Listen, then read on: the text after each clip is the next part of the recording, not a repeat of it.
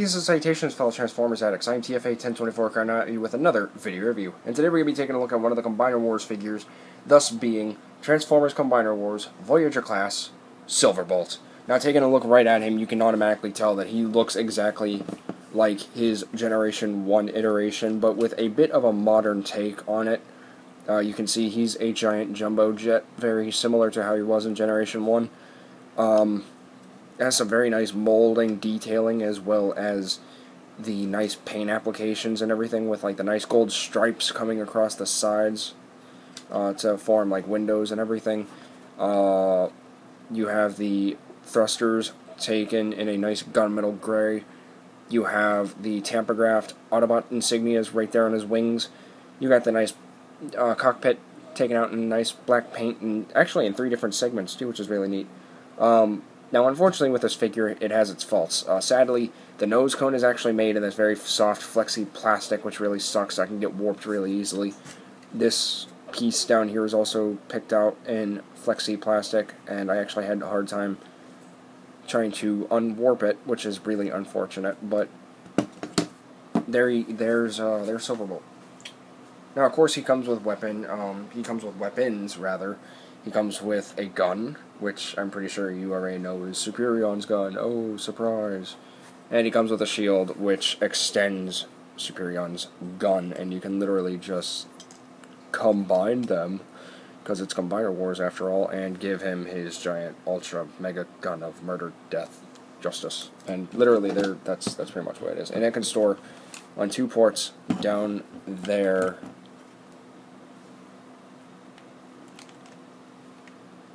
Said can store down there on 2 different ports. There we go. And give it a ridiculous looking storage. Just weird. However, the bottom part actually resembles landing gear, which is kind of cool. As you can see right there, there's that rounded bit that looks like a wheel. But he does come with landing gear.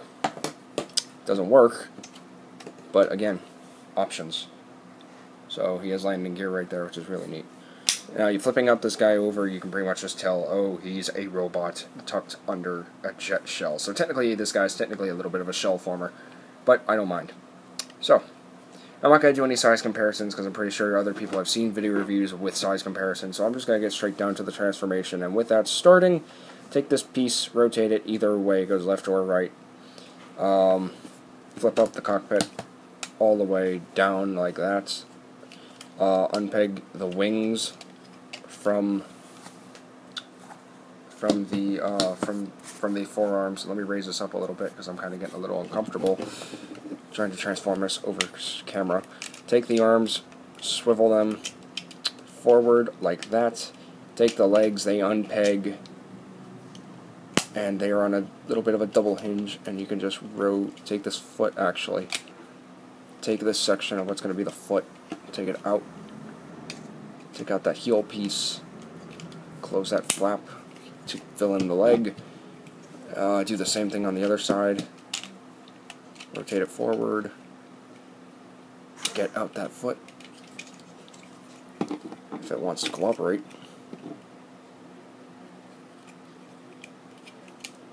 Take what's going to be the heel, put that out, fill in the leg, and, well,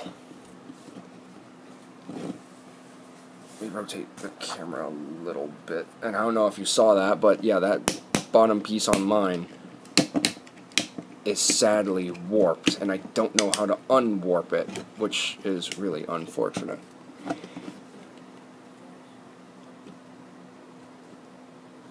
And last but not least, for the head reveal, you're just going to take that section, pull it out, flip up the head, and close it up like so. And there you have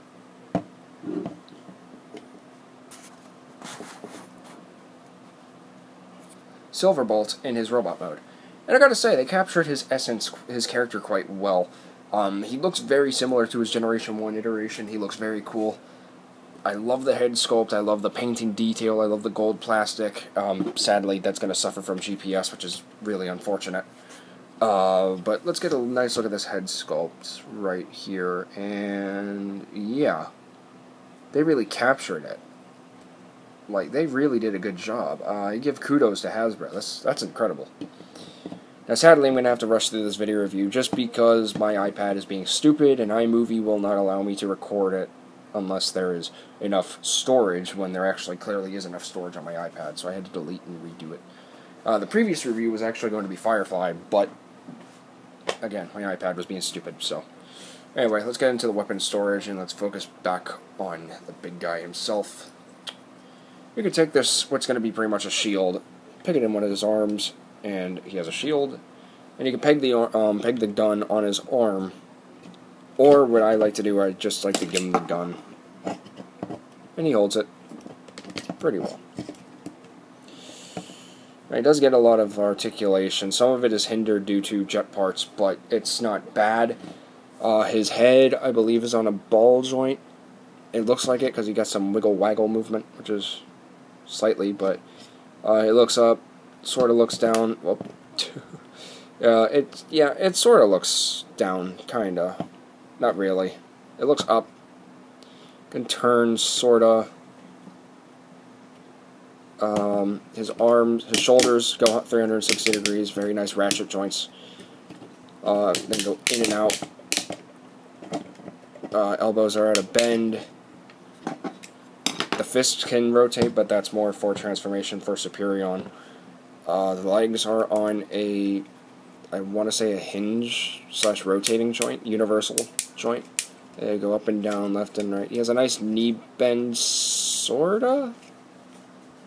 That's kind of unfortunate. It does do a nice knee bend like that, but it's not much. It looks like you can knee someone pretty much.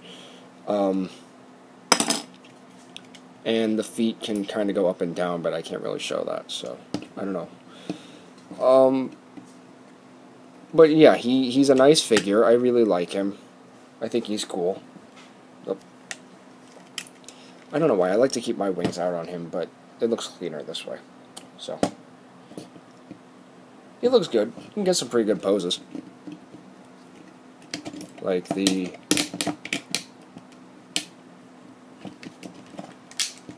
obligatory heroic shots, and among others. But yeah. Now for a quick size comparison, I guess in robot mode anyway, here he is with Combiner Wars Voyager Optimus Prime.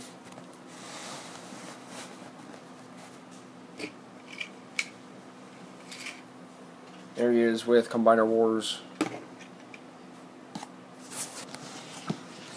Ultra Magnus to get a good scale. That's not too bad. That's pretty good. Don't you droop on me. Don't you droop on me, camera. And, yeah. Now, the main question. Do I recommend you picking him up? Yes. As with all my Transformers figures, I highly recommend you pick him up, because, honestly, I think he's a nice addition to the Combiner Wars. I think they really captured Silverbolt for who he is, as well as a character, and the overall look of him with a more modern style to him. I think it looks really good. Hell, you could even use this as a Movieverse Silverbolt if you wanted to.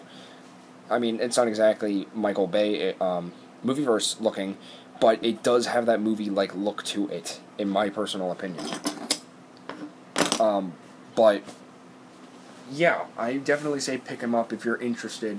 And if you never had the chance, like me, to obtain the actual Generation 1 Superion figure, I highly recommend this guy. It gives you that second opportunity to pick up a full Combiner, as long as you have the rest of the limbs. But still, this is a nice addition to your collection, and I would highly, highly recommend him.